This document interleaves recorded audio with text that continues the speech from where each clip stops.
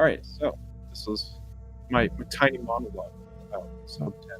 Uh, I have interesting feelings about this game because, like, it being the final game in the series of Mm-hmm. a series of games that I have had been, you know, on board with for a few years beforehand, and it just meant a lot to me at the time.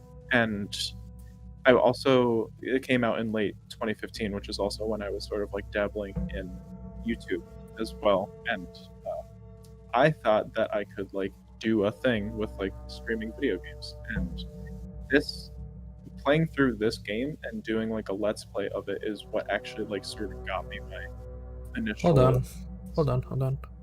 over the course of this this playthrough that I was doing. This playthrough took me like 6 hours to do, and I was super aware of like the fact that I was streaming the entire time. I had to like my computer couldn't handle all of like the clip at once, so I had to like start and stop it multiple times because I'm just using a kind of crappy laptop to do all of this.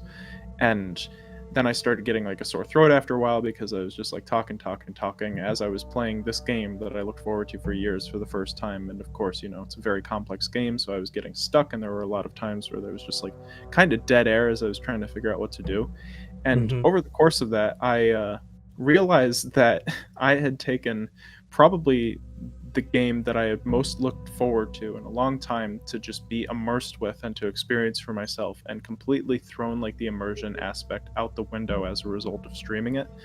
And by the time I was done, and then by the time I like got done editing it as well, edited it down to like 90 minutes or something like that, I was just exhausted, and I knew immediately that I had done something very wrong, and I wish I could take that back so I could just like not worry about attaching like a YouTube channel to a let's play to the game and my experience of it or whatever, but I can never do that.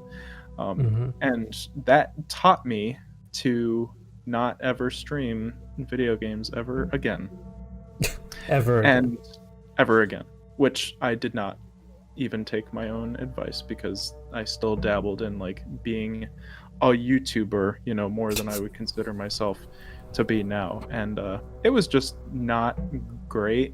But it was weird too because, like I said before, that playthrough. It was one of the first playthroughs of Sub 10 to go up on YouTube, if not like the first like solid one, you know, of someone actually like playing through this. And as a result of that, like I got on the ball early, and I immediately got, you know, probably like 50, 60 subs because of it. And then I started making like theory videos about Submachine and whatever. So it's weird. It's like I'm like in this weird situation where I completely hate the fact that I did that, but it's also what sort of gained me a little bit of respect in the community in the first place. And the playthrough's not up on my channel anymore because I've done several controlled burns of my channel throughout the years since 2015.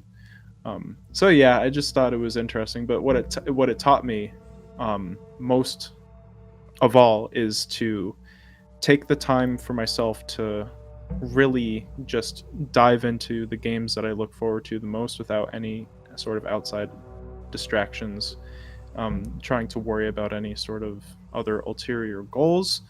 And I've done a really good job doing that since then, and I've not let the distraction of like trying to make it big on YouTube um, again distract from that goal. So that's all I had to say.